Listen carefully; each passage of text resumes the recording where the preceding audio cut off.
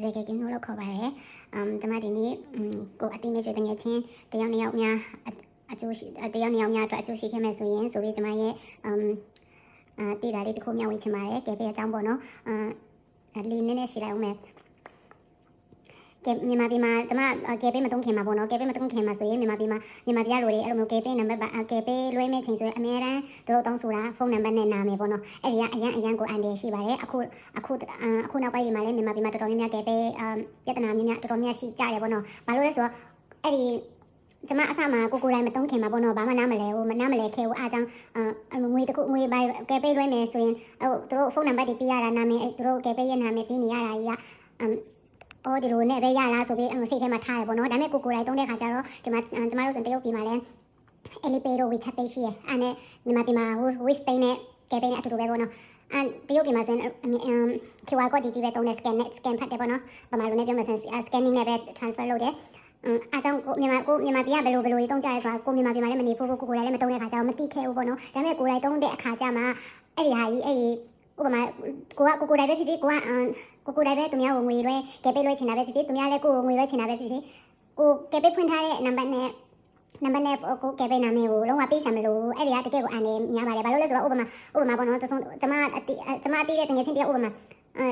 ာသူရဲ့သူဖွင့်ထားတဲ့ကယ်ပေးနံပါတ်နဲ့နာမည်သိရဆိုရင်ကျမလည်းဥပမာပေါ့နော်ကျမလည်းအဲ့ဖုန်းနံပါတ်နဲ့ကျမဖုန်းကနေဝင်လိုက်မယ်ဟိုဘက်ကလည်းဘာမှမသိတော့အဲ့လိုဝင်လို့ရှိရဆိုရင်ဘာပေါ်လာတတ်လဲဆိုတော့တစုံတယောက်ကအဲ့လိုမျိုးနဲ့ဒီနံပါတ်နဲ့ပေါ့နော်ဝင်ထားတယ်ဆိုပြီးမှကိုယ့်ဘက်ကအစားပေါ်လာမယ်ကိုယ့်ဘက်ကမဲ့အောက်မှာသူအတီးပြုတ်တယ်ဆိုပြီးအမျိုးစားအတီးပြုတ်ရမှာလားစားပေါ်လာမှာပေါ့နော်အဲ့ဒီကိုကအတီးပြုတ်လောက်လိုက်ပြီဆိုရင်အမှကိုကယ်ပေးကသူများလက်ထဲပါသွာ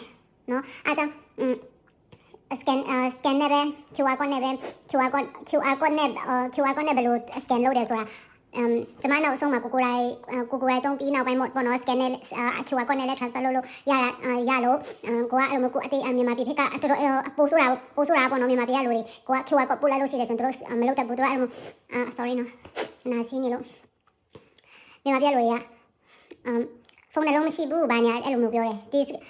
ဒီပတ်စံငွေ transfer ဖို့က scan ဖတ်ဖို့ကဖုန်းနှလုံးမလိုပါဘူးเนาะအဲ့ဒါကိုဘယ်လိုလုပ်ရရဲမသိသေးတဲ့သူအတွက်ပေါ့မြန်မာပြည်လူတွေဘာလို့အဲ့လိုမျိုးနံပါတ်နဲ့ဖုန်းနံပါတ်နဲ့နာမည်ပဲပေးနေကြရဲဆိုတော့သူတို့ကိုယ်တိုင် scan မဖတ်တတ်လို့เนาะ scan မလုပ်တတ်လို့အဲ့ဒါကိုသိတဲ့လူတော့ရှိကောင်းရှိမယ်ပေါ့เนาะဒါပေမဲ့ကျမသိတဲ့လောက်ထဲမှာဆိုရင်100မှာ80ကမသိဘူးဘယ်လို scan လုပ်ရQR code နဲ့ဘယ်လိုပတ်စံလွှဲရလဲဆိုလုံးဝမသိဘူးသူတို့ကိုယ်တိုင်လည်းကျမအံ့ဩတာတခုပေါ့နော် Kpay app ကိုဝင်ပြီးဆိုရင်အမှ scan ကိုရဲ့ QR code ယူတဲ့နီးဒါမှမဟုတ် scan နေရာမှာလဲဒီတိုင်း scan နေလို့ရှိရဆိုရင်ဥပမာကိုအရှိရတခုအဲ့လို scan direct scan ခေါ်မှာလားပေါ့နော်အဲ့လိုမျိုးပေါ်လာတဲ့အချိန်မှာအောက်မှာsoftware ရဲ့အောက်မှာစာရေးပေါ်လာတယ်ပဲလေနော်အဲ့ဒါကျမစဉ်းစားလို့ကိုမရတာဖုန်းကလည်းကိုရှိမှရှိတယ်ကိုကအဲ့ဖုန်းနံပါတ်နဲ့ပဲအများနဲ့ငွေလွှဲတယ်ဆိုတော့အဲ့အပြီးနားတွေမှာရှိတဲ့စာတွေဝင်မကြည့်ကြဘူးလားဝင်မအဲ့လိုမျိုးဘယ်လိုကမလဲလိလာပြမှာပေါ့နော်ဝင်မကြည့်ဖူးကြဘူးလားဆိုတာအံ့ဩတာကိုတုံးတဲ့ app တစ်ခုလုံးမှာရှိတဲ့ဘယ်လိုကမလဲရှိတဲ့function တွေဝင်မစစ်ကြဘူးဝင်မကြည့်ကြဘူးဆိုတာတော်တော်သိလာရတယ်ပေါ့နော်အားကြောင့်တော်တော်အံ့ဩလို့အရန်ဘယ်လောက်မှခက်တာမဟုတ်ဘူး scan ဥပမာတစုံတယောက်ရဲ့QR code ကိုကscan နဲ့ transfer မယ်ဆိုရင်ဘယ်လိုလုပ်ရလဲဆိုတာကျွန်မ screen record ပြပြပါမယ်ရှင်ပထမမှာကိုကယ်ပေးအကိုဝင်တော့မဝင်ခင်မှာပေါ့နော်ကိုလွှဲမယ်တစ်ဖက်လူရဲ့ QR code ကိုကအရင် save ထားမှဖြစ်ပါမယ်ရှင် save ပြီးလို့ရှိရဆိုရင်ကို gallery ထဲမှာ photo နေရာမှာရှိမှာပေါ့နော်save ပြီးတော့လို့ရှိရဆိုရင်ဒီမှာကြည့်နော်scan ရဲ့ transferမြန်မာပြည်ကလူတော်တော်များများဆိုရင်ဒီ transfer နေရာမှာပဲတရက်အဲ့လို transfer တော့ဘာမှမသိကြဘူးပေါ့နော်အားကြောင့်ကျွန်မ scan ဖတ်ဖို့ပြောရင်ဖုန်းနှလုံးမရှိဘူးဆိုတော့သူအတွက်ကျွန်မဒီဟာတင်ပြချင်းဖြစ်ပါတယ်ပြောပြတာချင်းဖြစ်ပါတယ်ကျွန်မတော်လို့တက်လို့တော့မဟုတ်ဘူးကျွန်မရဲ့တီတာလေးတွေမြဒီတိုင်းစီဒနာနဲ့မြဝေချင်းဖြစ်ပါတယ်ဒီလို scan နေရာကိုဝင်လို့ရှိရဆိုရင်ဒီမှာအောက်မှာဆိုရင် light ပေါ့နော်ဒီမှာ light ရဲ့ပြီးရင် album ဝင်ခိုင်းတယ်မလားဒီ album ကျွန်မဆိုနာအဲ့လိုမျိုးဗီဒီယိုယူချင်လို့ပေါ့နော်အတီတယောက်ရဲ့ QR code ကို save ထားတာဒီလိုမျိုး album ဝင်သွားလို့ရှိရဆိုရင်ဒီမှာကျွန်မဆိုနာဆိုရင်ဒီမှာ save ထားတဲ့ဟာပေါ့နော်ဒီမှာ QR code ကို photo ထားနေအဲ့လိုမျိုးပေါ် select ဒီမှာတက်ရိုက်ဒီမှာကိုလိုက်မဲ့ amount တွေရိုက်လိုက်ဟုတ်တယ်မလားအဲ့လိုပြီးသွားရင်ပြီးရင်နောက်တစ်ခုကကိုရဲ့ QR ကိုဘယ်လိုယူရလဲဆိုတာမသိတဲ့လူအတွက်ပေါ့နော်ဒီလို scan ဝင်တဲ့အခါဒီမှာ receipt နေရာဝင်ပြီးရင်ဒီမှာ save image အဲ့လို save image ဝင်ပြီးမှokay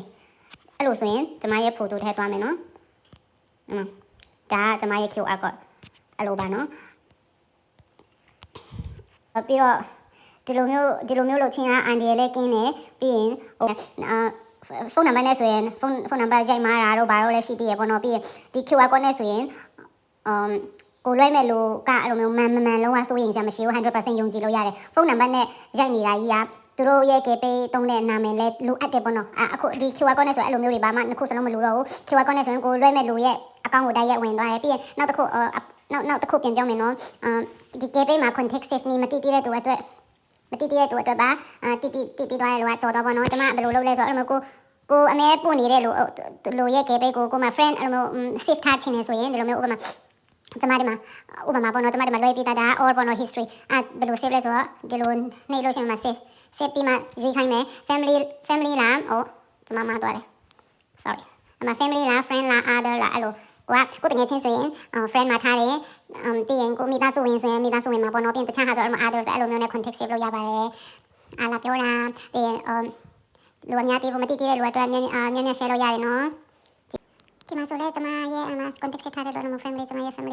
family contact တွေလို့ရှိတယ်ပြီးရင် friend တွေဆိုလဲဒီလိုမျိုးရှိရပေါ့နော်ပြီးရင် other ဆိုလဲအဲ့လိုမျိုးဒါတွေကကိုနောက်လို့ပေါ့နော်ပြင်လိုက်ချင်တဲ့ခါဆိုရင်သူတို့ရဲ့ KPay ကိုပြင်တောင်းစရာမလိုတော့ဘူးအားလာပြောတာကြည့်ရမြဲတမန်အားလုံးအတွက်အကျိုးရှိမယ်လို့မျှော်လင့်ပါတယ်ရှင် Have a nice day everyone